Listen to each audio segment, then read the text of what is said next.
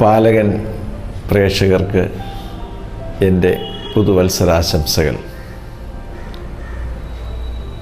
പുതിയ വർഷം ആരംഭിക്കുമ്പോൾ നാം പരസ്പരം പറയാറുണ്ട്, I wish you A prosperous new year.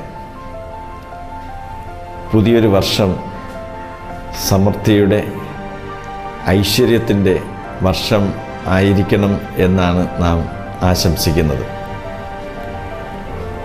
എങ്ങനെയാണ് ഒരു വർഷം ഐശ്വര്യപൂർണ്ണമാകുന്നത്?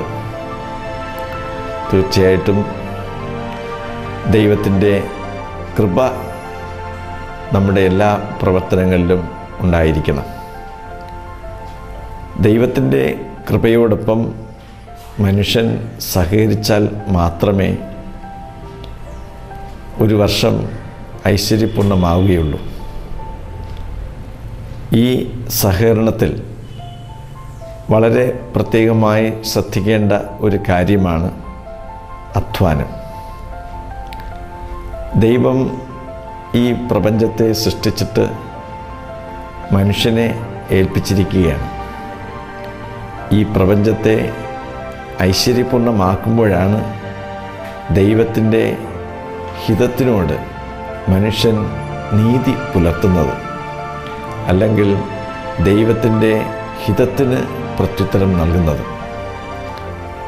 പ്രത്യേകിച്ചും നാം ജീവിക്കുന്ന ഈ കാലഘട്ടം സാമ്പത്തിക മേഖലയിൽ വളരെയധികം അസ്വസ്ഥതകൾ അനുഭവപ്പെടുന്ന ഒരു കാലഘട്ടമാണ്.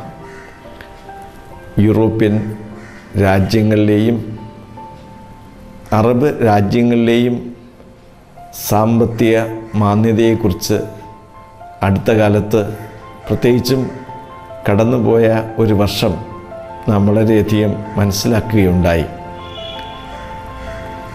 ഭാരതത്തെ സംബന്ധിച്ചിടത്തോളം ഇപ്പോഴും വികസിച്ചുകൊണ്ടിരിക്കുന്ന രാഷ്ട്രമാണ് നമ്മുടേതെന്ന് നാം തിരിച്ചറിയുമ്പോൾ ഈ രാജ്യത്തെ ഐശ്വര്യപൂർണ്ണമാക്കുവാനുള്ള വലിയൊരു ഉത്തരവാദിത്വത്തിൽ നാം എല്ലാവരും ഈ വർഷം പങ്കുചേരേണ്ടതുണ്ട്.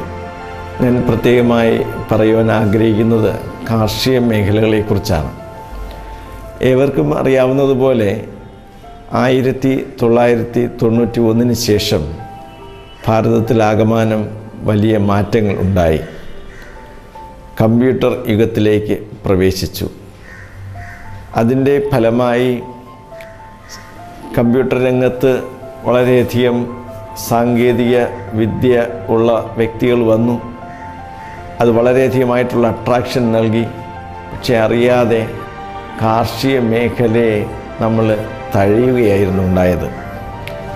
അതിൻ്റെ ഫലമായി ഇപ്പോഴും കാർഷിക വിഭവങ്ങൾക്ക് മറ്റുള്ളവരെ ആശ്രയിക്കുന്ന ഒരു സ്ഥിതിവിശേഷം ഉണ്ടായിക്കൊണ്ടിരിക്കുകയാണ്.